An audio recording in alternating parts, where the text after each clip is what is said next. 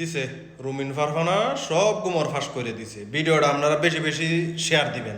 বাংলাদেশের নির্বাচনে ভারতের ইশতেহার কি আমি জানতে চাই।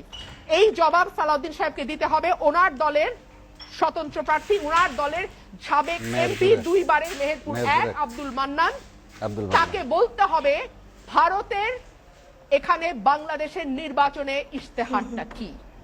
আমরা শুনেছিলাম ভারতকে এত দিয়েছি সারা জীবন মনে রাখবে। আমরা শুনেছিলাম দিল্লিকে বলে এসছি শেখ হাসিনাকে আবারও ক্ষমতায় আনতে। আমরা শুনেছিলাম তলে তলে আপোষ হয়ে গেছে, দিল্লি আছি আমরা আছি, আমরা আছি দিল্লি আছে।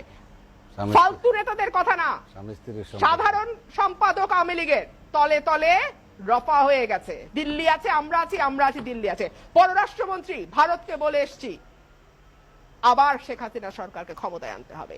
স্বয়ং প্রধানমন্ত্রী ভারতকে যা দিয়েছি চিরদিন মনে রাখবে।